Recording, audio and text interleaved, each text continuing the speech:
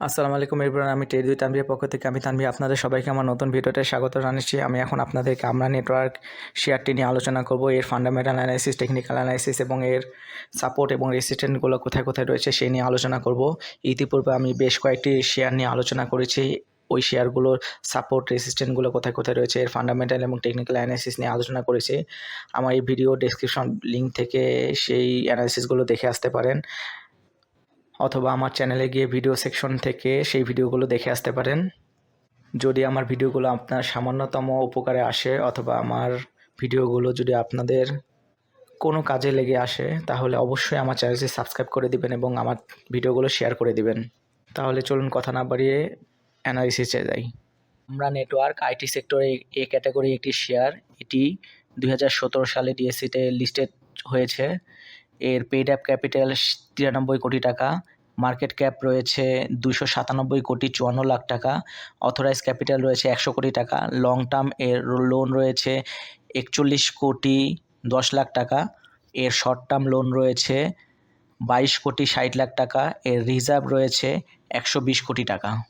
এই কোম্পানিটির ডাইরেক্টরদের হোল্ডিং রয়েছে 33.04%, ইনস্টিটিউটের হোল্ডিং রয়েছে 21.98% এবং পাবলিকের কাছে রয়েছে 44.98% শেয়ার, অর্থাৎ পাবলিকের কাছে প্রায় 4 কোটি 18 লাখ শেয়ার রয়েছে।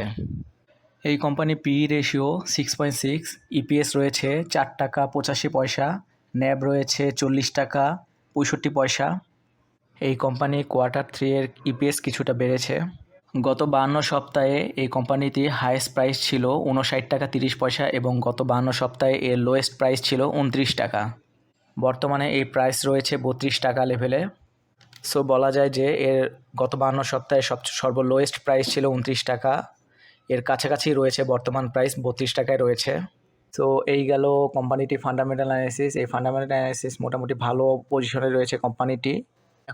এখন চলুন আমরা টেকনিক্যাল চার্ট দেখি এর কোম্পানির। এটি হচ্ছে কোম্পানির টেকনিক্যাল চার্ট। এখানে কোম্পানি শুরুর থেকে, অর্থাৎ কোম্পানি ডিএসসিতে লিস্টেড হওয়ার পর থেকে 2017 সাল থেকে সকল প্রকার সাপোর্ট এবং রেসিস্ট্যান্টগুলো এখানে দেওয়া রয়েছে। আপনারা চাইলে এটি একটি স্ক্রিনশট দিয়ে রাখতে পারেন।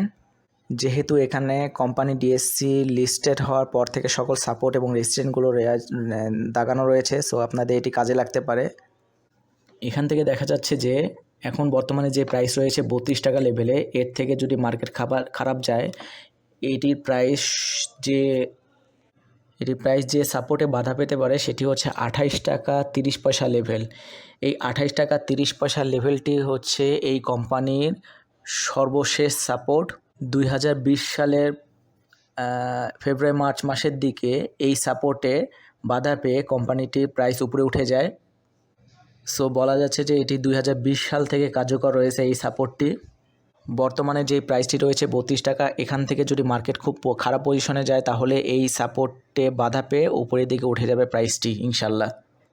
আর যদি মার্কেট ভালো থাকে তাহলে 32 টাকা লেভেল থেকে প্রথম যেই রেসিস্ট্যান্টে বাধা পাবে সেটি হচ্ছে 34 টাকা 60 পয়সা লেভেল থেকে 34 টাকা 70 পয়সা লেভেলে একটি রেসিস্ট্যান্ট রয়েছে।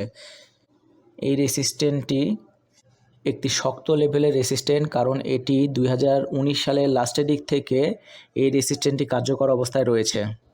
যদি মার্কেট ভালো থাকে তাহলে এই 34 টাকা 60 পয়সা থেকে 34 টাকা 70 পয়সা লেভেল পার করে পরবর্তীতে যে রেসিস্ট্যান্টটি বাধা পাবে সেটি হচ্ছে 43 টাকা 10 পয়সা থেকে 43 টাকা 90 পয়সা লেভেলের মধ্যেকার রেসিস্ট্যান্ট। এটিও মোটামুটি ভালো লেভেলের একটা রেসিস্ট্যান্ট, 2019 সাল থেকেও এটিও কার্যকর রয়েছে। এই মার্কেট যদি ভালো থাকে এই 43 টাকা 10 পয়সা থেকে 43 টাকা 90 পয়সা রেসিস্ট্যান্ট যদি পার করতে পারে তাহলে তার পরবর্তী রেসিস্ট্যান্ট হবে 49 টাকা 90 টাকা লেভেল। এই 49 টাকা 90 টাকা লেভেলের যে রেসিস্ট্যান্টটি রয়েছে এটিও মোটামুটি ভালো লেভেলে একটা রেসিস্ট্যান্ট। এই রেসিস্ট্যান্টে 2019 সালে দুইবার, 2020 সালে বেশ কয়েকবার, 2022 সালেও বেশ কয়েকবার এই রেসিস্ট্যান্টে বাধা পায়। তো মোটামুটি ভালো লেভেলে একটা রেসিস্ট্যান্ট হচ্ছে 49 টাকা 90 পয়সা লেভেলের রেসিস্ট্যান্ট। যদি মার্কেট ভালো থাকে তাহলে পরবর্তীতে যে রেসিস্ট্যান্টে বাধা পেতে পারে সেটি হচ্ছে 62 টাকা লেভেলের রেসিস্ট্যান্ট। এই 62 টাকা লেভেলের রেসিস্ট্যান্টেও 2019 সালে বেশ কয়েকবার, 2022 সালে একবার বাধা পায়। এবং 2022-এর শেষের থেকে 2023 সালের মধ্যে বেশ কয়েকবার বাধা পায়। সো এটিও মোটামুটি কার্যকর লেভেলে একটা রেজিস্ট্যান্ট 62 টাকা লেভেলের। যদি মার্কেট ভালো থাকে 62 টাকা থেকে পরবর্তীতে রেজিস্ট্যান্টে বাধা পাবে সেটি হচ্ছে 85 টাকা 70 পয়সা লেভেলের রেজিস্ট্যান্ট। এটিও মোটামুটি শক্ত লেভেলে একটা রেজিস্ট্যান্ট। 2023 সালের মিডিলের দিকে এই রেজিস্ট্যান্টে বাধা পেয়েই মূলত মার্কেট নিচের দিকে পতন ঘটে।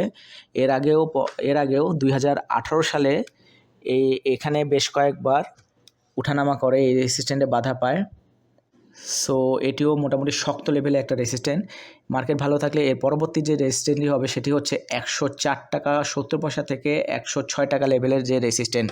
এই রেজিস্ট্যান্টটি অনেক পুরাতন লেভেলে একটা রেজিস্ট্যান্ট, কারণ এই রেজিস্ট্যান্টে 2017 থেকে 18 সালে বেশ কয়েকবার বাধা পেয়েছিল।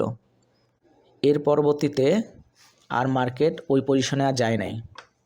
সো মার্কেট যদি খুব ভালো পজিশনে না থাকে তাহলে এই লেভেল পর্যন্ত আসা সম্ভব নয়। মার্কেট মোটামুটি ভালো অবস্থানে থাকলে তাহলে 85 টাকা 70 পয়সা লেভেলটাই মোটামুটি শক্ত লেভেলে একটা রেজিস্ট্যান্ট। আর যদি মার্কেট আপ ট্রেন্ডে থাকে তাহলে এই রেজিস্ট্যান্টটি পার করে পরবর্তী যে রেজিস্ট্যান্টে বাধা পাবে সেটি হচ্ছে 125 টাকা লেভেলের রেজিস্ট্যান্ট। যদি মার্কেট আরও ভালো থাকে তাহলে পরবর্তী যে লাস্ট রেজিস্ট্যান্টটি রয়েছে সেটি হচ্ছে 156 টাকা 70 পয়সা লেভেলের রেজিস্ট্যান্ট। এটি হচ্ছে কোম্পানির সর্বোচ্চ মূল্য ছিল। তো আজকে আমরা নেটওয়ার্ক নিয়ে ফান্ডামেন্টাল টেকনিক্যাল অ্যানালিসিস করলাম এবং এই সাপোর্ট রেজিস্ট্যান্টগুলো দেখিয়ে দিলাম। আশা করি এই ভিডিওটি আপনাদের উপকারে লাগবে। আমি এর আগেও বেশ কয়েকটি ভিডিও দিয়েছি বিভিন্ন কোম্পানি সম্পর্কে। আপনারা চাইলে এই ভিডিও ডেসক্রিপশন লিঙ্ক থেকেও ভিডিওগুলো দেখে আসতে পারেন, অথবা আমার চ্যানেলে ঢুকে ভিডিও অপশন থেকে সবগুলো ভিডিও দেখে আসতে পারেন। আবারও বলছি, আমার ভিডিওগুলো যদি আপনাদের উপকারে আসে তাহলে অবশ্যই চ্যানেলটি সাবস্ক্রাইব করে দিবেন এবং আমার ভিডিওগুলো অবশ্যই আপনাদের গ্রুপে বা আপনাদের শেয়ার করে দিবেন। তো আর কথা বাড়ালাম না, আজকে এই পর্যন্তই। সবাইকে ধন্যবাদ।